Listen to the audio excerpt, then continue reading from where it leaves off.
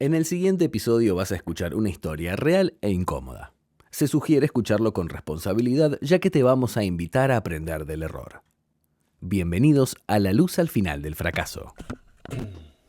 Welcome to the new episode.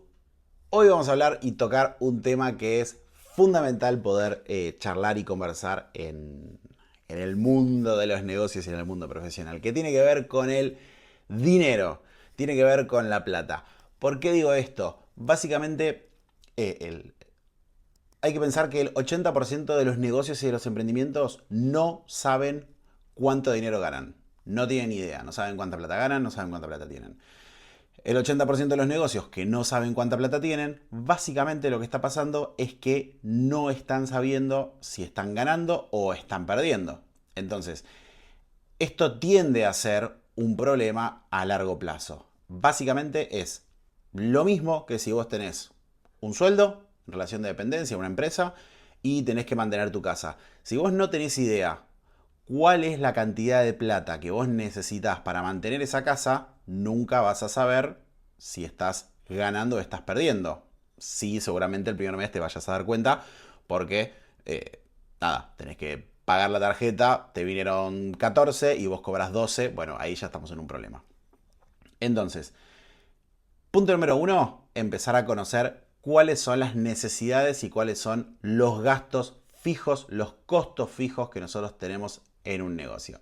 Los costos fijos tienen que ver justamente con aquello que pase lo que pase, por más que la empresa esté cerrada, se tienen que tener. Es, por ejemplo, los costos de alquiler, los costos de sueldo, los costos de servicios son variables, pero nosotros sabemos que vamos a tener que disponer plata para poder pagar esos servicios. Y después tenemos costos variables en el caso de que tengamos producción. Bueno, nosotros vamos a tener que comprar X cantidad de materia prima por la cantidad de ventas que tengamos. Entonces, lógicamente, ese costo se va a ir modificando. Vamos a pasar a otro escenario que tiene que ver con los negocios de servicio. Cuando nosotros prestamos un servicio, nosotros tenemos que calcular obviamente los costos fijos y variables y demás, pero hay muchos otros que no están. ¿Por qué? Porque ahí lo que tenemos es nuestro tiempo, ¿sí? Nosotros tenemos que empezar a calcular cuánto vale nuestro tiempo. Hay un corto, bueno, es una frase muy conocida, a mí me la decían cuando era chico, pero digo, hay una frase de Pepe Mujica que dice, vos no estás pagando las cosas con dinero, sino que estás pagando las cosas con el tiempo que te costó, que te llevó ganar ese dinero, ¿sí? Entonces, nosotros ahí vamos a tener que empezar a hacer un cálculo de cuánto vale nuestro trabajo. Y yo lo que siempre hago es alejarme un poco de cobrar por hora. ¿Por qué no cobro por hora? Porque si yo soy muy eficiente en lo que hago y hay otra persona que es menos eficiente en lo que hace, si yo te voy a estar cobrando por hora y a mí me lleva 2 horas resolverte un problema, la otra persona va a llevarle 10 horas y realmente mi costo por hora tiene que ser mucho más alto, mi valor por hora tiene que ser mucho más alto que el de la otra persona. Entonces, ahí es donde el concepto de cobrar por hora se me hace un poco más complicado en la prestación de servicios. No es algo que esté mal, no es algo que yo recomiendo, nada más, o no es algo que yo hago en lo personal, ¿sí? Otro de los puntos muy importantes es cuando no se tiene ese trabajo en relación de dependencia. Si nosotros no tenemos un trabajo en relación de dependencia, lo que tenemos que entender es que no todos los meses van a ser iguales, ¿sí? Parece una estupidez lo que estoy diciendo, pero muchas veces se termina creyendo que si yo gano 40, voy a poder gastar como si tuviese 40. Y ojo que yo también esto lo estoy diciendo desde mis propios aprendizajes y desde mis propios errores, ¿sí? Pero lo que nosotros tenemos que pensar es que de ingresos nos tenemos que manejar en una banda, ¿sí? Si nosotros producimos y ganamos 40, bueno, nada, nosotros encargarnos de poder garantizar el sueldo o el ingreso mínimo que nosotros necesitamos para poder cubrir todos nuestros gastos y los meses que hay algún adicional, quizás poder obtener algún adicional. Pero no es algo que nosotros tenemos que descuidar nunca, lo que yo llamo el pozo, ¿sí? El fondo. Ese pozo que nosotros tenemos es lo que nos va a ayudar en los tiempos en los que quizás nuestro negocio tenga cierta estacionalidad. Si nosotros vamos a estar vendiendo camperas de nieve, salvo que seamos una gran marca que vende a todo el mundo, sin importar la época del año, sin importar el mes, la temporada o lo que sea, nosotros sabemos que las camperas de nieve, por lo menos acá en el hemisferio sur, entre octubre y marzo, quizás no son las épocas de venta más alta.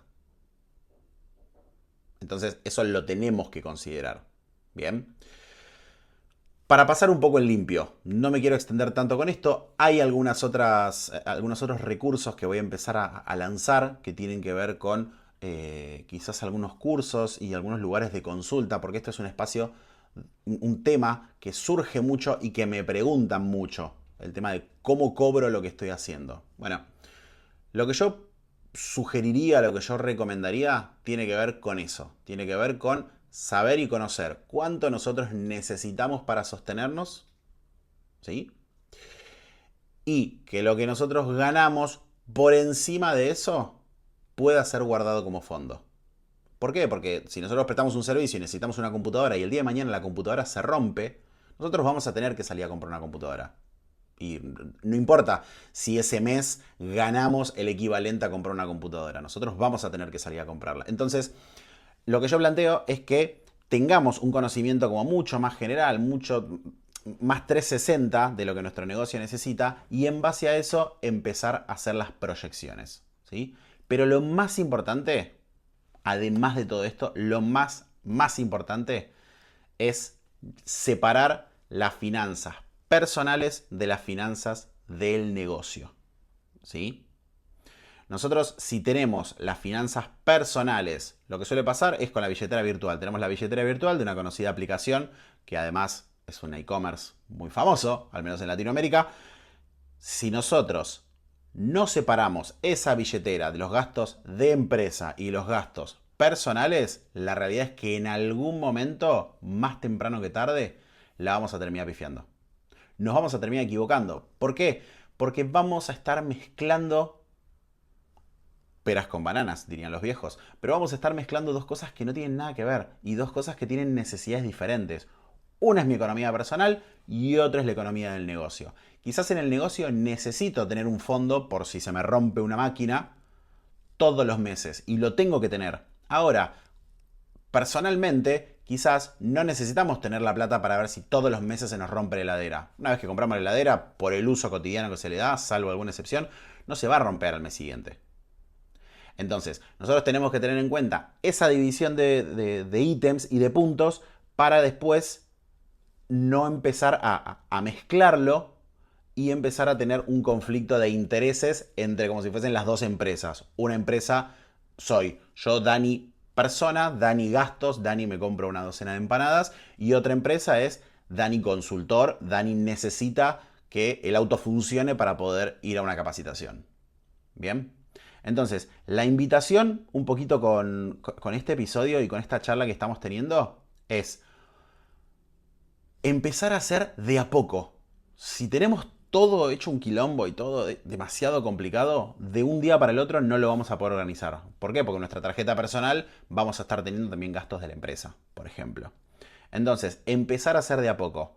¿Qué significa de a poco? Como mínimo, tener un Excel.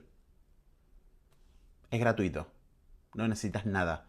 Con una computadora, te sentás, pones un Excel que tenga que ver con tus gastos personales y pones un Excel que tenga que ver con los gastos que vos necesitas para que tu negocio funcione.